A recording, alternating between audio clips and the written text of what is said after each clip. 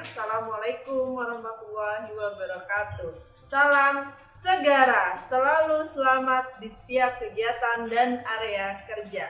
Sobat Segara, hari ini ketemu lagi dengan saya, Eka Cempaka Putri, dalam segmen acara yang bernama Nastar, Nyari Ilmu Sampai Pintar.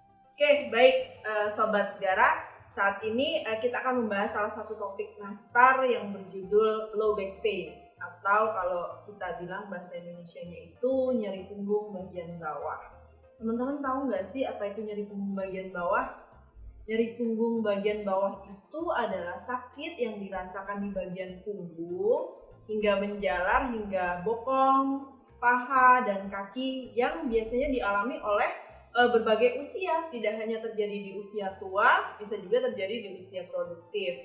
Teman-teman tahu nggak sih, mungkin nggak sih kita ini yang masih muda kena low back pain atau nyeri punggung bagian bawah? Itu mungkin banget loh. Berdasarkan hasil penelitian yang dilakukan di Amerika, ternyata dalam 1 tahun itu kita mungkin sekali terkena minimal 1 kali low back pain. Nah teman-teman, gimana tuh? Pada takut nggak? Sobat Segara, selain tadi nih kita mungkin 1 tahun sekali kena low back pain, teman-teman tahu nggak sih kenapa HSE jadi concern nih masalah nyeri punggung bawah atau low back pain ini?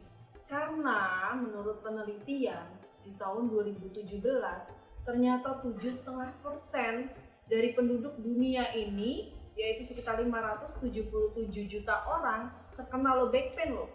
Dan itu hampir 70% kasus hilangnya hari kerja di perusahaan adalah diakibatkan karena low back pain atau nyeri punggung bawah.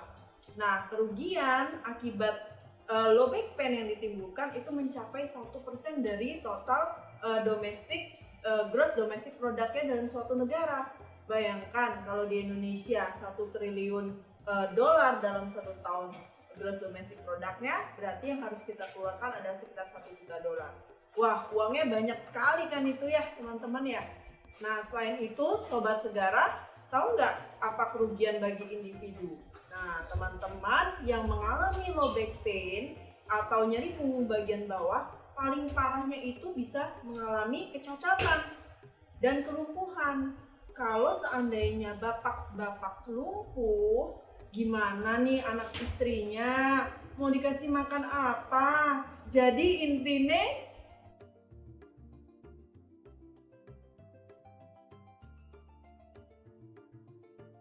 sistem tulang belakang kita terdiri dari berbagai organ, salah satunya disusun oleh yang namanya spinal canal atau kanal di tulang belakang.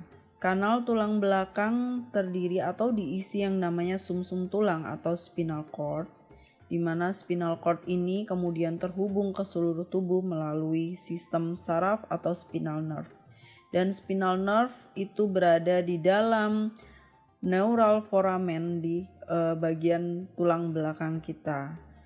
Lumbar spine tulang belakang kita terdiri dari dis-dis penyusun yang kemudian dis-dis ini diberi nama intervertebral disc. Intervertebral disc ini akan mengalami penekanan sebesar 90% apabila kita melakukan kegiatan membungkuk, dan akan meningkat sebanyak 100% apabila kita melakukan pekerjaan dari berdiri dan duduk tanpa ada sandaran. Dis-dis tulang belakang ini tersusun dari yang namanya annulus fibrosus, dan di dalam annulus fibrosus terdapat inti yang dinamakan nucleus pulposus. Seiring berjalannya waktu, nucleus pulposus ini mengalami tekanan-tekanan dan dapat berujung dia keluar dari dis-disnya. Dan hal ini, keluarnya dis ini akan disebabkan oleh berbagai faktor ya. Salah satunya adalah terkait dengan degeneratif atau penuaan atau faktor lain yang terdiri dari mungkin merokok, stres, dan menyebabkan terjadinya degenerasi pada sistem annulus fibrosus. Dan degenerasi ini menyebabkan intinya nukleus pulposus menjadi lebih kering dan lebih tidak fleksibel, dan kemudian menekan dari fibrosusnya dan membentuk tonjolan. Tonjolan dari fibrosus ini dapat menekan sistem saraf dan dapat menekan cauda equina yang menyebabkan terjadinya nyeri hebat, di mana central disc bulge tonjolan tadi itu menyebabkan lateral disc bulge yang dapat menekan keras ke dalam otot spinal dan menyebabkan fibrosusnya rusak dan keluarlah nukleus annulus dari tempatnya. Proses keluarnya nukleus annulus ini menyebabkan terjadinya dinamakan disc herniation, di mana disc herniation itu dapat menyebabkan spinal nerve root impingement atau yang dinamakan nyeri punggung bawah atau low back pain, yang kemudian ini menjalar hingga kaki, bokong, dan paha. Hai Sobat Segara, jadi inti nih, jangan sepelekan yang namanya low back pain atau nyeri punggung bawah. Nah, nyeri punggung bawah itu salah satunya, tahu nggak teman-teman disebabkan oleh apa? Dia disebabkan oleh yang namanya manual handling, atau bahasa Indonesianya adalah pengangkatan manual. Nah, pengangkatan manual itu apa sih Sobat Segara? Nah, ada yang mau ngasih tahu saya? Oh, nggak ada ya kayaknya ya. Saya ngomong sendiri nih dari tadi.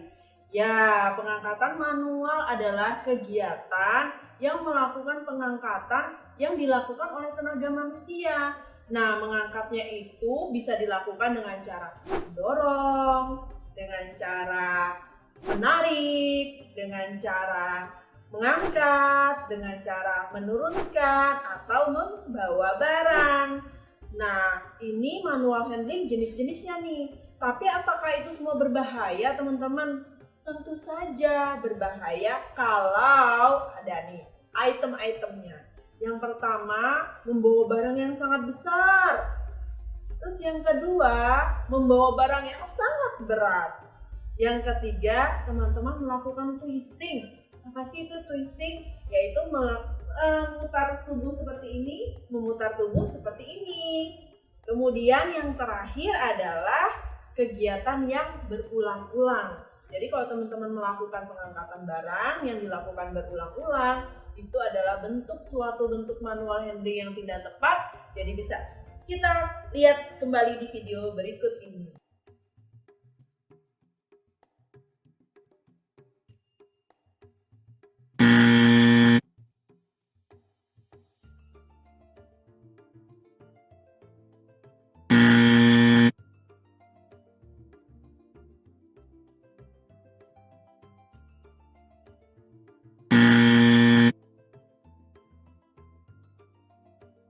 Jadi intinya manual handling harus dilakukan dengan tepat. Hai Sobat Segara. Nah, kita tadi sudah tahu nih mengenai yang namanya nyeri punggung bagian bawah. Yang disebabkan oleh apa? Ternyata tadi gara-gara manual handling atau pengangkatan yang secara manual. Nah, bagaimana sih caranya supaya proses manual handling itu tidak membuat punggung bagian bawah bapak-bapak jadi sakit? Nah, kita harus pikirkan yang namanya tulisan. Apa itu tulisan? Bapak-bapak harus berpikir. Yang pertama adalah tuh apa? Tugas ya. Jadi tugasnya itu bapak-bapak harus bisa menghindari sebisa mungkin yang namanya memutar tubuh bagian atas pada saat membawa beban. Kemudian yang kedua, membawa beban tidak boleh terlalu jauh dari sisi tubuh, harus lebih dekat. Kemudian terus apa lagi? Harus istirahat yang cukup, tapi tidak boleh tidur di dalam kantor ya. Kemudian yang ketiga, tidak boleh melakukan pengangkatan yang berat. Nah, kemudian yang terakhir, harus menghindari pergerakan yang tiba-tiba. Contohnya ada di dalam video ini.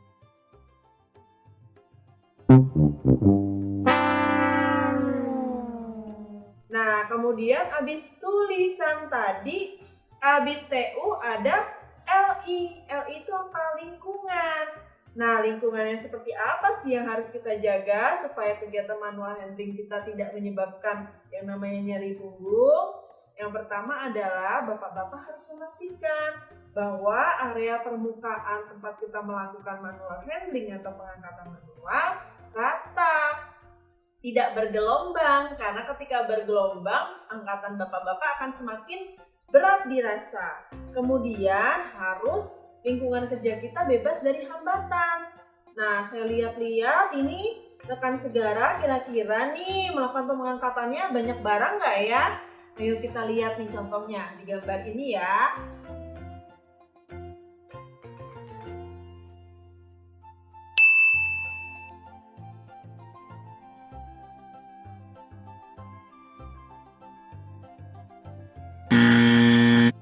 Nah, kemudian yang ketiga, kita harus memastikan area penerangannya cukup. Supaya apa? Supaya pada saat kita mengangkat barang kita tidak jatuh.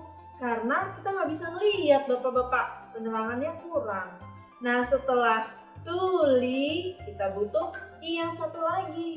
I yang satu lagi itu apa sih? Individu. Individu itu artinya diri kita sendiri. Kita harus tahu beban barang yang kita mau angkat, kita kuat nggak ya? Nah, gimana sih cara ngitungnya kita kuat apa enggak? Nah, menurut Nayos, bapak-bapak laki-laki dewasa itu boleh ngangkat maksimal 18 kilo loh. Nah, bapak-bapak sudah ngangkat lebih dari itu atau kurang dari itu? Nah, kemudian apalagi? Kita harus tahu barang yang kita angkat, beratnya berapa, bobotnya berapa, besar atau kecil. Karena kita harus selalu mempersiapkan angkatan-angkatan kita. Dan yang terakhir adalah beban. Nah, beban tadi hampir mirip nih bapak-bapak. Kita lihat beban yang kita angkat itu beratnya berapa, besarnya bagaimana, apakah dia kurus, apakah dia gendut, apakah dia menutupi tubuh kita. Nah, itu kita harus tahu ya bapak-bapak. Kembali lagi saya ingatkan, bapak-bapak harus pikirkan tulisan. Nah, jadi intinya apa? Untuk mencegah low back pain, intinya adalah tulisan. Oke bapak-bapak, sekian dari saya Nastar kegiatan hari ini. Maka saya tutup. Wassalamualaikum warahmatullahi wabarakatuh. Semoga videonya bermanfaat.